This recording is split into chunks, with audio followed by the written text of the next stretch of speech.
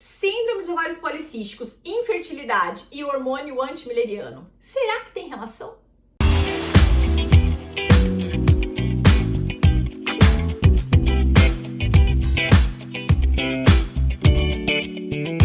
Olá, eu sou Maria Angélica, Nutri das Mamães, e eu gostaria de convidar a você para conhecer também o nosso site www.nutridasmamães.com. Quero te convidar também para se juntar a nós no podcast Do Positivo ao Nascimento. Então, bem-vindas vocês que estão aí escutando a gente também no podcast. E aqui no canal da Nutri das Mamães, quero te convidar para se inscrever, dar um like e nos comentários deixar as suas dúvidas relacionadas a este maravilhoso mundo da maternidade, que estaremos aqui com muito prazer para responder tão logo seja possível, certo? Hoje nós vamos falar um pouquinho, gente, sobre hormônio antimileriano, síndrome dos ovários policísticos e infertilidade. O primeiro raciocínio que nós temos que ter é, quando nós mulheres estamos ainda na barriguinha das nossas mamães sendo geradas, a nossa reserva ovariana, ou seja, a nossa capacidade de gerar, ela é definida. Então, quando você nasce, você já tem um prazo final para você ser fértil ou não. Então, o exame chamado hormônio antimileriano, ele é um marcador, que é um examinho de sangue que é feito, em que ele consegue avaliar o número de folículos que estão sendo recrutados naquele momento. Bom, até aí, se a gente pode pensar assim, se o hormônio antimileriano é um hormônio bom, ele marca quanta reserva, quantos óvulos eu ainda tenho para ser fecundados e eu me tornar uma mamãe, então, em tese, o nosso raciocínio deveria ser quanto mais, melhor, certo? Errado. Na verdade, gente, quando as mulheres apresentam a síndrome dos ovários policísticos, uma das principais características dessa síndrome é que há um grande recrutamento desses folículos. Os folículos, eles têm vários estágios de amadurecimento e eles deveriam ficar guardadinhos até que chegue naquele determinado mês, eles são recrutados e passam por um processo de amadurecimento. O que acontece na síndrome dos ovários policísticos é que essas mulheres, elas atraem muitos folículos em cada ciclo. Então, há alguns raciocínios que relacionam, inclusive, mulheres com síndrome dos ovários policísticos a uma fertilidade que cessa com menos idade, ou seja, uma reserva ovariana, a sua reserva ovariana acaba precocemente. E isso por quê? Porque na SOP há o maior recrutamento desses folículos. A relação disso com o hormônio antimileriano é que na síndrome dos ovários policísticos, o hormônio antimileriano geralmente ele está mais alto. Por quê? Porque ele está avaliando esses folículos, esses óvulos que estão sendo recrutados. Então, é comum nós pegarmos mulheres com SOP que tem ali um número próximo a 9 de hormônio antimileriano depois dos 35 anos. Isso não é o padrão de referência. O padrão de referência, a gente já espera um número em torno de 1,5, 2. A gente já sabe que depois dos 35 anos, essa reserva ovariana cai absurdamente e perto dos 40 ainda mais. E aí, nas mulheres que têm a síndrome dos ovários policísticos, esse resultado ele pode vir mascarar, ele pode vir e nos enganar. Por quê? A sensação é que maravilha, eu tenho muito tempo, eu posso engravidar daqui mais 20 anos se eu quiser. Mas na verdade, não. Ele está recrutando mais folículos e acelerando provavelmente a sua reserva ovariana, né, de acabar. Ela acaba finalizando a sua reserva mais precocemente. Então, tem relação síndrome dos ovários policísticos, hormônio antimileriano e infertilidade. Infelizmente tem. Porque, novamente, se eu tenho a SOP e essa SOP é recrutando muitos folículos, eu aumento o meu hormônio antimileriano, que pode me dar uma falsa sensação de tranquilidade, mas que quando a gente raciocina que ele está recrutando, eu acabo tendo um prejuízo para essa reserva ovariana. Então, mulheres que têm síndrome dos ovários policísticos e que desejam engravidar tardiamente precisam se preocupar em controlar a SOP, criar uma estratégia para regular esses ciclos e diminuir assim esse recrutamento, essa interferência nesse hiperrecrutamento de folículos e assim manter uma reserva ovariana mais estável ao longo dos anos. E aí vem a grande questão, Maria Angélica, me ajuda. O que a gente faz? Que eu tenho um hormônio antimalariano muito alto e tenho síndrome dos ovários policísticos. Calma, muita calma nessa hora.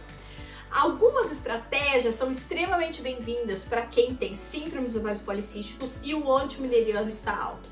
Primeira coisa na SOP é modular o ganho de peso. Então, mulheres com SOP geralmente têm dificuldades para controlar o peso e eu sou uma prova real disso. Por ser portadora de síndrome dos ovários policísticos, eu sofro com a manutenção do peso, então eu preciso estar atenta ao meu consumo diário de alimentos, eu preciso estar atenta à prática de atividade física, então eu preciso garantir que o meu peso não suba, porque caso ele suba, eu vou ter várias complicações, desde o hirsutismo, que são os pelos, eu vou ter a acantose nigricans, que são essas manchas mais escuras pelo corpo, eu vou ter uma concentração maior de acne e assim sucessivamente. Quem é SOP, você tem SOP.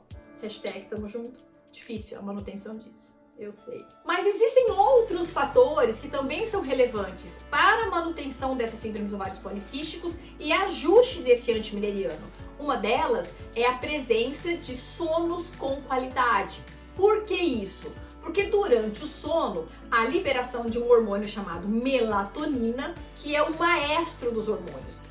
Durante a noite, lá pelas 3 horas da madrugada, quando a gente não teve um consumo de muitos carboidratos antes de dormir, eu acabo tendo uma melhor liberação desse hormônio melatonina e ele acaba gerenciando melhor essa produção hormonal. E isso, consequentemente, favorece uma estabilização da síndrome dos ovários policísticos. Então, dormir bem é essencial para quem tem síndrome dos ovários policísticos. O horário da janta precisa ser controlado e o que você janta, que aí o consumo de carboidratos depois das 20 horas da noite precisa ser controlado. Uma outra coisa que a gente pode pensar é a própria melatonina. Só que a melatonina, ela não deve ser utilizada de maneira aleatória. Como nada nesta vida. Nada. Como nenhum tipo de suplemento. Você não deve sair por aí se auto-suplementando, se automedicando. Você precisa de um profissional. Então, se quer saber como funciona meu acompanhamento, na descrição desse vídeo tem lá o meu WhatsApp, que é só enviar que por lá a gente envia certinho como funciona o meu acompanhamento, certo?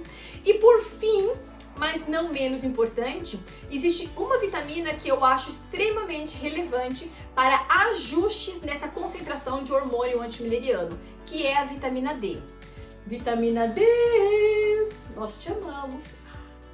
Por que isso? Porque a vitamina D, nos artigos científicos, ela mostra uma potência de modulação. Então, para mulheres que estão em envelhecimento ovariano precoce, mulheres jovens que já têm uma reserva ovariana baixa, a vitamina D, a suplementação de vitamina D ou o ajuste dos níveis de sangue de vitamina D, parece que fazem uma modulação para cima, ajudam a aumentar este valor do hormônio antimileriano. E no caso da síndrome dos ovários policísticos, em que esse resultado se apresenta elevado, a suplementação ou o ajuste dos níveis de vitamina D parece que vai alinhar para baixo esse resultado. Então, para o hormônio antimileriano, há uma relação direta de dependência, de vínculo, de função com níveis adequados de vitamina D. Agora vem um fator importantíssimo e eu quero compartilhar com vocês. Eu tenho muitos anos de clínica, eu atendo todos os dias pacientes do mundo inteiro, brasileiras que moram em todos os países, praticamente, acho que já atendi, todos não, mas assim, atendo em todos os continentes com certeza absoluta.